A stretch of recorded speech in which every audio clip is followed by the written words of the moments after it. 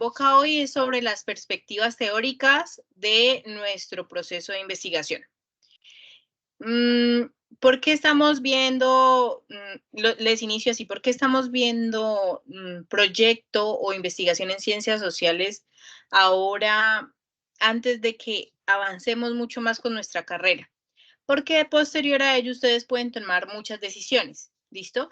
En cuarto o quinto, yo sé que algunas ya están o algunos ya están un poquito más avanzados, pero generalmente en cuarto o quinto, nosotros, digamos, estamos recibiendo todas las bases de nuestros procesos formativos, ¿listo?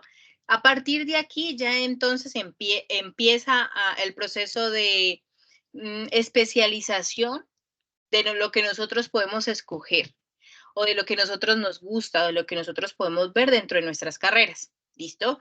A partir de aquí entonces empezamos también a construir ya o a remitirnos más a la finalización de todas nuestras carreras. ¿Sí? Entonces, ustedes puedan tener claro de qué se tratan los procesos de investigación. En este curso, y a modo de verlo personalmente, digamos que se hace muy sencillo hacer un anteproyecto de investigación, porque les explican de forma muy fácil y que ustedes pueden lograr, digamos, en estas semanas en las que están en este periodo académico, construir la totalidad de un proyecto de investigación. Y eso, pues, digamos que es una ventaja que ustedes van a tener para los semestres posteriores y para las materias posteriores. Más adelante se encontrarán con, creo que investigación, metodología de la investigación. También se van a encontrar con proyectos sociales y así sucesivamente, ¿vale? Entonces, ya volviendo al tema que nos convoca el día de hoy, como nosotros bien hemos sabido y hemos visto en los otros CIPAS, yo espero que se vean o que me pidan si no se lograron ver la grabación del CIPAS anterior. Es muy importante, ¿por qué? Porque en el CIPAS anterior definimos nuestro planteamiento del problema, nuestro objetivo general, nuestros objetivos específicos y nuestro título. Es súper importante que lo definan para poder tener claridad sobre lo que viene ahorita. Si no, yo voy a seguir corrigiéndoles. Entonces, por ejemplo, hay personas que me han escrito al Teams. En el Teams a mí me parece que es fantástico, es un medio de comunicación que la universidad ha puesto a nuestra disposición para tener como mayor acercamiento entre tutores y estudiantes y podamos tener, digamos, una retroalimentación mucho más personalizada. Sí, en el foro se tiene, lógicamente, por el chat o por el correo interno del campus se tiene también la retroalimentación. Sin embargo, si ustedes me escriben al Teams, pues yo les voy a lograr, o sea, con cada avance que ustedes tengan, yo les voy a lograr decir más. ¿Listo? Entonces les sugiero que me escriban al Teams. Diana siempre me ha escrito, Diana Caterina siempre me ha escrito al Teams y por ahí tenemos una retroalimentación o una conversación mucho más fluida. Y logramos que todos estos procesos se vean, digamos, beneficiados ustedes, porque en últimas les corrijo absolutamente todo, ¿vale? Entonces, muchachos. Como bien sabemos, entonces, nuestro planteamiento del problema que se convierte primero en una parte muy contextual, donde vamos a decir cuál es el problema y dónde se ubica ese problema contextualmente, para terminar en una pregunta de investigación, una pregunta problema. Lo que nosotros podemos preguntar debe ser algo universal, debe ser algo que sea muy amplio en el sentido de que no sea una actividad, sino que sea algo más holístico, ¿sí? Y que nos permita que sea resuelto a través del objetivo general. Entonces, mi planteamiento del problema se resuelve con mi objetivo general. Mi objetivo general va a estar escrito en infinitivo, va a tener el verbo, digamos, donde se realiza la acción, va a tener el tiempo en que se va a investigar, pero no va a tener ningún otro tipo de explicación, ni metodológica, ni justificante, ni nada de eso. Entonces tenemos el verbo en infinitivo y el resto de la oración. que completa nuestro objetivo, que tiene que tener lugar, tiempo, o sea, ubicación temporal y espacial. ¿Listo? Recuerden que los objetivos específicos me ayudan a cumplir el general. Entonces, mis objetivos específicos deben ser medibles y verificables. No significa que sean actividades. ¿Listo? También deben ser unos objetivos que sean un poco universales, un poco holísticos, dentro de, digamos, el concepto, dentro de lo que quiero hacer. Y esos objetivos van encadenados uno a otro. O sea, el primer objetivo específico debe cumplirse sí o sí para que yo pueda lograr el segundo, y para que yo pueda lograr el tercero debe cumplirse el segundo. Entonces van encadenados, ¿listo? Y solamente se promete lo que yo puedo hacer, porque son medibles y verificables, ¿vale? Entonces solo se promete lo que yo puedo hacer. Cuando yo ya tengo eso, entonces voy a escribir el título. Y en un anteproyecto de investigación, el título debe ser relacionado directamente con el objetivo general. ¿Para qué? Para que cuando se lea, por ejemplo, en un comité curricular, en mi objetivo general, mi título, las personas las personas que tienen conocimiento sobre ese tema, sobre ese concepto, sobre eso que van a investigar ustedes, entonces digan, yo puedo ser el jurado o yo puedo ser la tutora, ¿sí? La asesora del trabajo. Entonces, el título, si yo escribo analizar en mi objetivo, mi título debe tener ese concepto, análisis, ¿listo? Ese verbo, análisis de la relación que existe socioculturalmente entre alimentarse y tener salud mental en el municipio de Popayán en un periodo de tiempo de 1934 a 1950. Entonces voy a hacer una investigación histórica. Entonces yo ya sé que el tutor o mi asesor o el jurado van a saber sobre historia, van a saber sobre aspectos socioculturales, van a saber sobre aspectos alimenticios, bueno, etc. ¿Listo? Entonces, por eso es tan importante que en el anteproyecto se escriba el título justo como va a ser el objetivo general. Cuando yo ya he escrito esto, entonces empieza a jugar un factor importante, que es qué se ha escrito sobre la investigación, que esto ya se ha dicho, si vieron la webconferencia, en la webconferencia.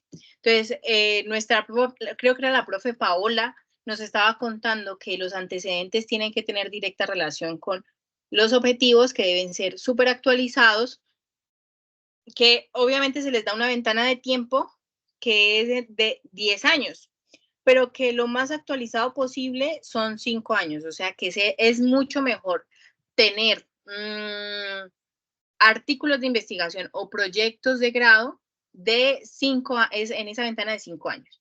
Entonces, 2024, 2023, 2022, 2021, 2020. Desde el 2020, no, 2019. Entonces, desde el 2019 hasta el 2024, todos los artículos de investigación que se hayan escrito en esa ventana son actualizados.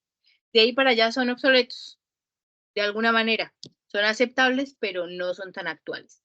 ¿Por qué se pide esta ventana de tiempo? Porque digamos, vamos a empezar a contextualizar en qué van los procesos de investigación del tema que yo seleccioné. ¿Listo? Por eso son antecedentes. Esos procesos de investigación, o por qué mandan a hacer eso. Porque resulta que ahí yo puedo lograr saber si voy a hacer lo mismo que alguien, o sea, que si va a hacer algo igual que ya se ha hecho. Entonces, ¿para qué se descarta ese tema? Pero también puedo hacer, por ejemplo, estudios de caso que se investigó en Popayán, lo mismo que yo quiero investigar, y eso que yo quiero investigar es en la costa atlántica. Entonces puedo hacerlo, ¿listo? Que metodológicamente me sirven esos procesos para saber cómo voy a proceder en mi proyecto. Que teóricamente yo puedo saber, por ejemplo, si hay una teoría con respecto a alimentación y cuerpo y subjetividad, entonces yo voy a saber, en este artículo yo me encontré que hay una investigadora en tal lugar del mundo que escribe sobre eso. Entonces, eso me sirve muchísimo para poder seguir escribiendo y para saber en qué va los procesos de investigación en el tema en que yo seleccioné. Entonces, por eso se le llama estado del arte. ¿En qué va el arte? ¿Listo? Entonces, para eso me sirve ese apartado del proyecto. ¿Y mi marco teórico qué es? Mi marco teórico son todos esos conceptos teóricos, óigame bien, porque hay varios marcos de referencia dentro de un proyecto de investigación. Aquí se solicita el marco teórico. Hay también marco contextual, marco conceptual y el marco teórico. Son como los tres que más comunes. ¿Listo? Entonces, el marco conceptual es hacer como un listado de un diccionario y colocar básicamente conceptos necesarios para el proceso de investigación, pero que no necesita una teoría muy forzada. Por ejemplo, si yo voy a hablar de fotografía, mi marco teórico debe estar, todas las personas que han hablado de fotografía, la definición teórica de fotografía. ¿Listo? Cuando yo hago mi marco conceptual, mi marco teórico tiene la definición de fotografía, pero mi marco conceptual tiene la definición de cámara, trípode, tiene la definición de lente, tiene la definición de ISO, de velocidad, de diafragma, bueno, etc. ¿Listo? Entonces, esas son como las dos, la diferencia de estos dos apartados, de estos marcos de referencia de mi proceso de investigación. Entonces, mi marco teórico se escribe a manera de ensayo. Todo mi proyecto se escribe en tercera persona. Todo mi proyecto se trata con palabras muy académicas. ¿Listo? Y mi marco teórico me ayuda a iluminar el proceso de investigación. Entonces, si yo voy a hablar de alimentación, subjetividad, digamos que mi objetivo general, mi título, mis objetivos específicos tienen ciertos conceptos o palabritas importantes que yo veo que repito mucho. Entonces, esos conceptos son los que voy a definir teóricamente a la luz de 2 o 3 autores y mi postura como investigadora, ¿sí? Entonces, voy a empezar a escribir sobre subjetividad. Entonces voy a investigar que Caterine dijo que la subjetividad es como el mundo me ha tratado. Y Patricia dijo que la subjetividad se hace por todas las impresiones de la infancia. Y JD dijo que la subjetividad se hace a partir de la vida académica y escolar.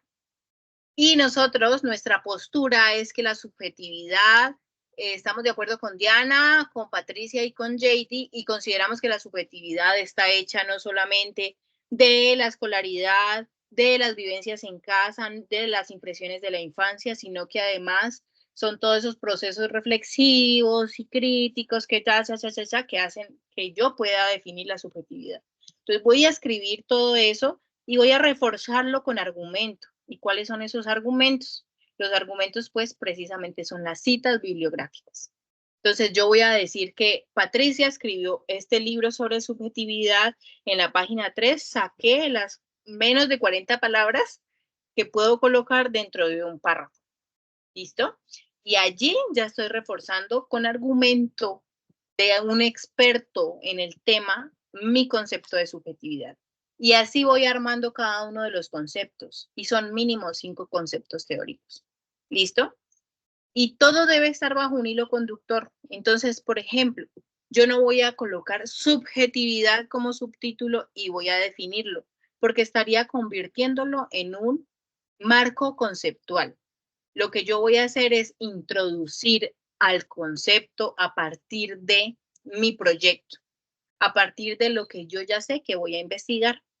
Entonces, en búsqueda de conceptos teóricos que me ayuden o que que ayuden o que fortalezcan el presente proyecto, que iluminen el presente proyecto de investigación, encontramos que la palabra subjetividad significa para Diana tal cosa y eso nos permite ver que Patricia no está tan alejada de ese concepto porque JD también dijo lo siguiente y los investigadores del presente proyecto opinan que no solamente la subjetividad está Este concepto es fundamental para el presente proyecto porque nos arroja una mirada sobre los fenómenos sociales, sobre lo que puede estar pasando con respecto al tema a investigar. ¿Listo? Eso es básicamente lo del marco teórico. Ya les voy a mostrar un ejemplo. Y veo que Diana me conversó por el chat. Espéreme que es que está un poquito lento ya. O sea que con todo ese estado de arte que consultamos, sacamos esos autores que han hablado del tema que trabajamos. Sí, o sea, tú puedes coger, digamos que hasta ahorita en tu carrera ya has visto, por eso escogieron al principio una línea y una sublínea de investigación. Entonces, cuando ustedes hablan de eso, ¿se acuerdan que además les tocaba decir que el autor que se llama, no recuerdo, que empieza por B, pero no recuerdo, él decía que teníamos que definir cuáles eran los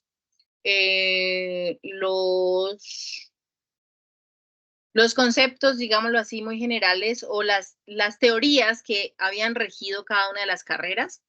Entonces, digamos que hasta ahorita, cuarto, quinto, sexto, yo ya tengo una teoría que me han empezado a dar mis tutores. Yo ya sé que tal autor puede hablarme de esto, ¿sí? Sin embargo, si yo no sé nada de eso, yo escogí este tema porque me parece súper lindo y realmente sí he leído sobre el tema, pero no recuerdo los autores. Yo voy a ir a los antecedentes y voy a ver cuáles son los autores que hablan del tema en el marco teórico. En el marco teórico de esos antecedentes están esos autores. Ah, bueno, yo sé que entonces Diana va a hablar de subjetividad, JD va a hablar de subjetividad y Patricia va a hablar de subjetividad. Ahora, si voy a Google, a la biblioteca de la UNAD, a la biblioteca del Banco de la República, a cualquier base de datos y googleo y busco, coloco, escribo el nombre del autor y la teoría. Y me tienen que arrojar muchos conceptos. Y entonces, a partir de eso, para yo poder escribir un marco teórico, tengo que leer mucho. ¿Listo?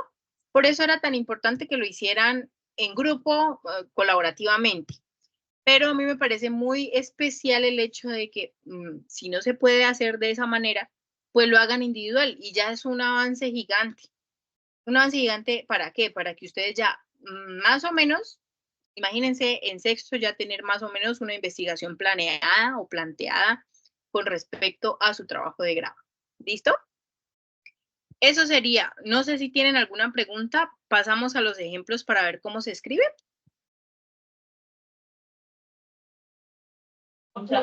Sí, profe, pásalo más. Listo. Aquí voy. A ver, compartamos.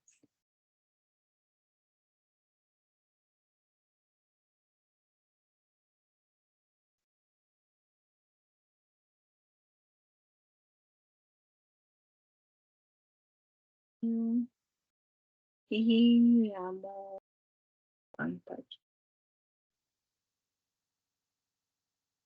Listo. Aquí voy. ¿Están viendo la pantalla mía? ¿Están viendo que tengo un Word abierto? Sí, señora.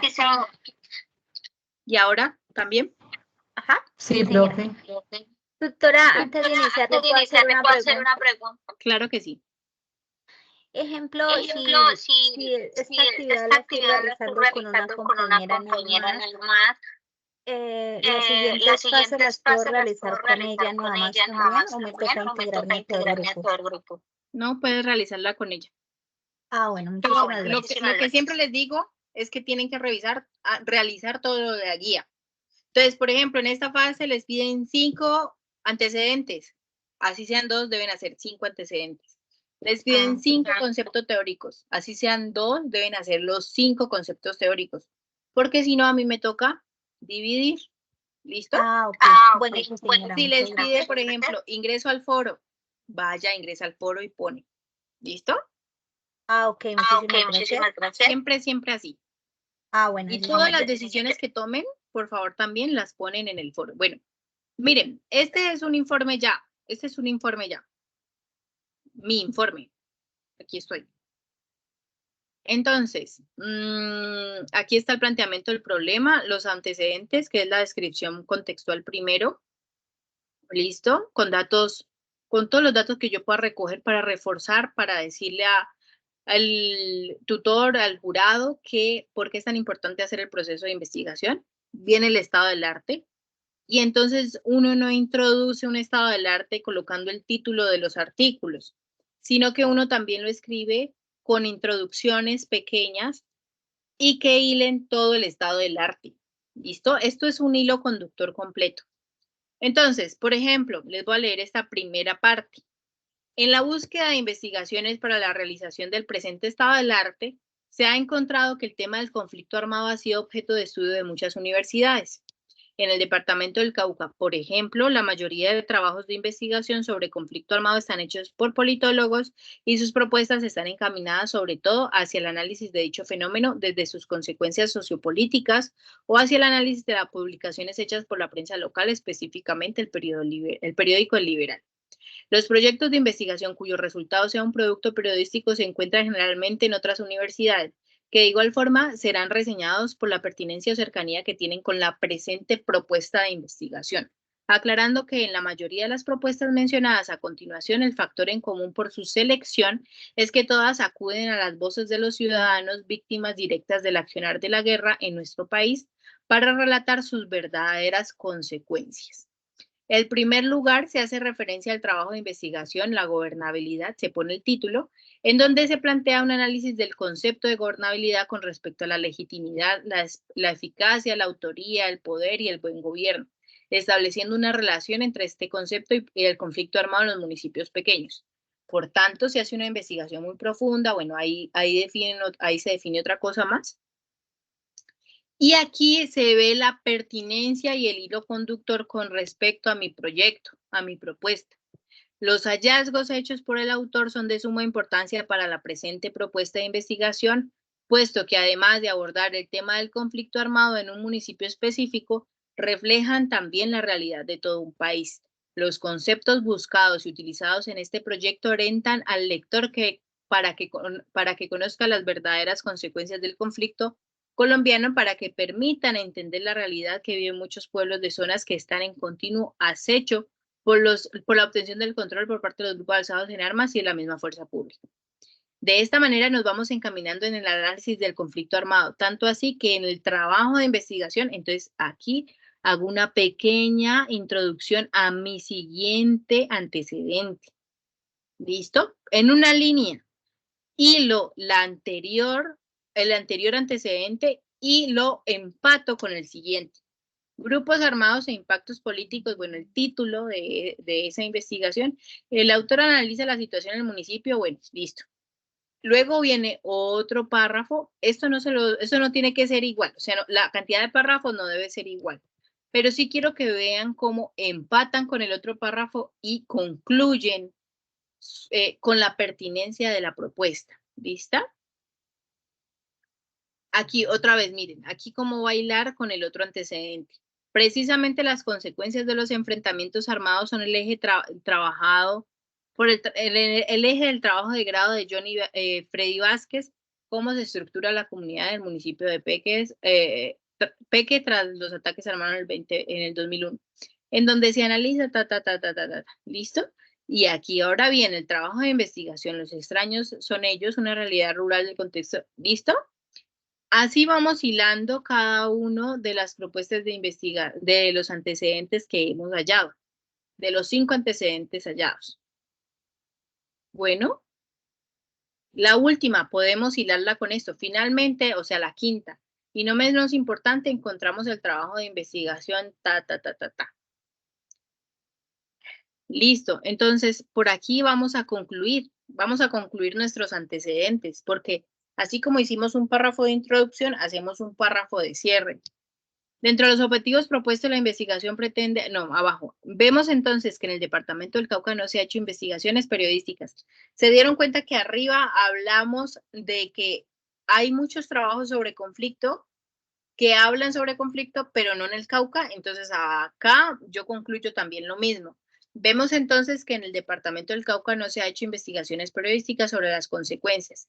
¿Y saben por qué se hace este párrafo así? Cuando se da cuenta uno que no hay investigaciones de este tipo, para justificar más que mi propuesta de investigación es súper importante. ¿Listo? Se han hecho investigaciones periodísticas sobre las consecuencias socioeconómicas del conflicto armado que den cuenta por medio de un hecho particular de la verdadera historia y realidad del país. Bueno, vamos a la formulación del problema, los objetivos específicos y empezamos con el marco teórico.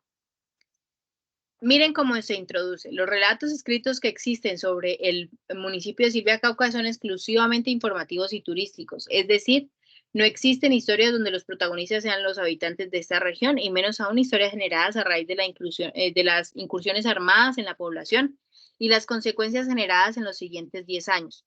Por tanto, se considera pertinente a la hora de sumergirse en estas historias de vida abordar los conceptos de crónica periodística, periodismo de investigación, relato de vida, visibilización y conflicto armado. El periodismo de información, como su nombre lo indica, y entonces ahí me voy con el periodismo de investigación, crónica periodística, empiezo a hacer la lista de los autores que he leído, los hechos de la crónica son tales, debido a que la crónica es considerada como un narrativo, entonces aquí empiezo a hacer el cierre de ese concepto teórico que tengo arriba y aquí lo uno con el concepto de periodismo de investigación. ¿Cómo lo uno?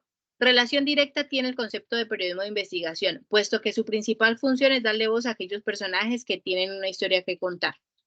Sigo leyendo, sigo dando varios autores que me describan qué es periodismo de investigación. Menciono algo sobre mi investigación, entonces aquí ya hablo yo, hablan los autores, hablo yo, ¿listo?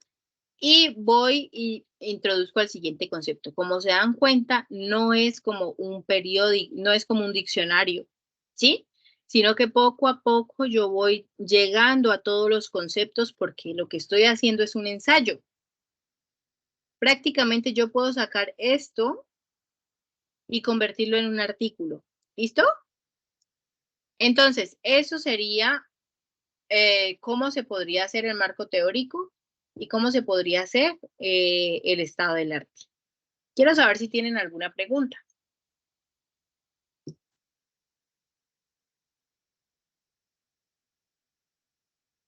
Yo, tutora. Señora. Por ejemplo, en los antecedentes debemos resumir como la información, por lo menos de una referencia en un solo párrafo. No necesariamente en un solo párrafo. O sea, sí, si lo haces en un solo párrafo está bien, porque la guía te dice que en un solo párrafo.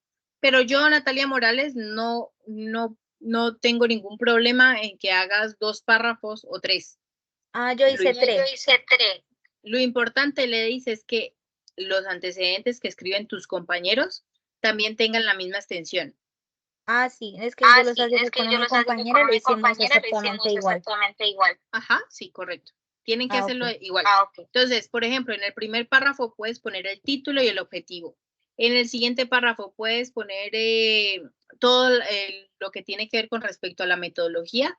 Y en el párrafo de conclusión haces el hilo conductor entre lo que hallaste y tu propuesta de investigación. Es muy importante, muy valioso que ustedes coloquen dentro del párrafo, en algún lado del párrafo, porque es pertinente para su proceso de investigación. De hecho, eso es lo más importante de hacer o escribir los antecedentes. ¿Vale? Así sea en una sola línea, así sea en un solo renglón. No, para nuestra presente propuesta, para la presente propuesta sí, la presente propuesta es valioso haber hallado el artículo de investigación, este artículo de investigación, ya que metodológicamente nos va a ayudar a comprender cómo se puede realizar este estudio. Estoy dándote un ejemplo básico, ¿listo? Pero sí es muy importante, muy. Para eso son los antecedentes.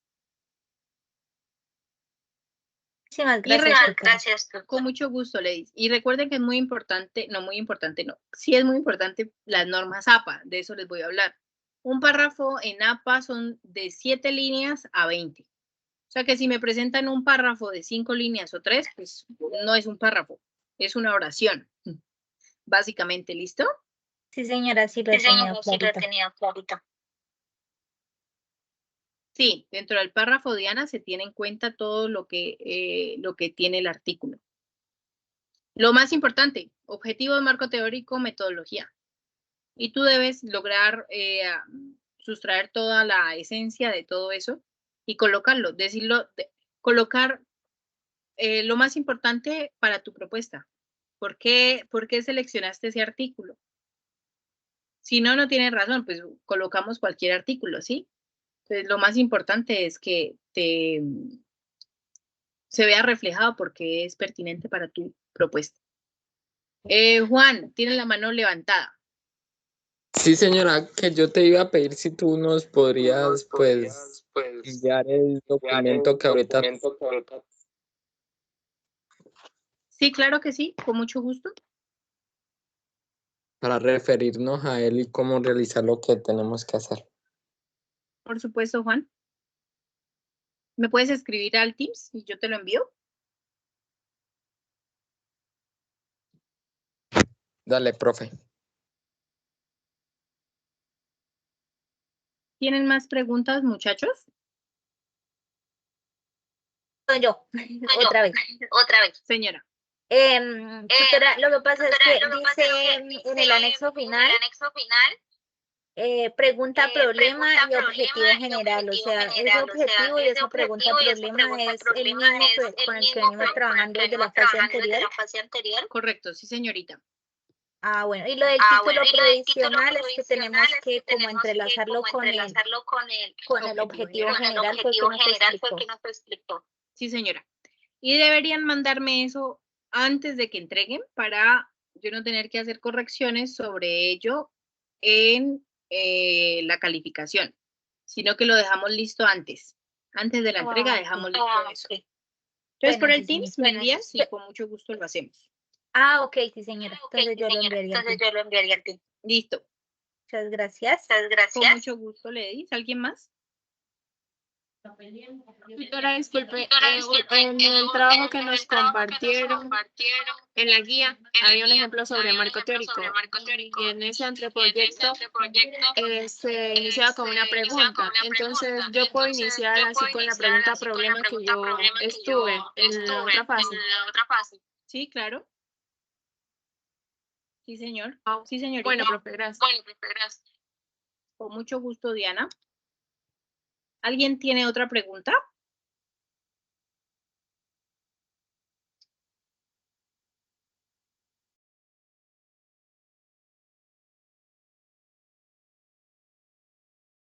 ¿Segurísimo? Segurísimos. Bueno, igual pueden hacerme preguntas con muchísimo gusto por el Teams, que yo los atiendo. Puedo demorarme un poquito, pero los atiendo, ¿listo? Y hallamos todas las soluciones, hallamos todo. No hay ningún problema, yo siempre estoy dispuesta para ustedes, ¿vale? Bueno, sí, Y muchas gracias. Muchísimas Muchas gracias, gracias por estar aquí. Sí, claro, Diana, me envían y con mucho gusto yo les ayudo. Claro, para eso estoy.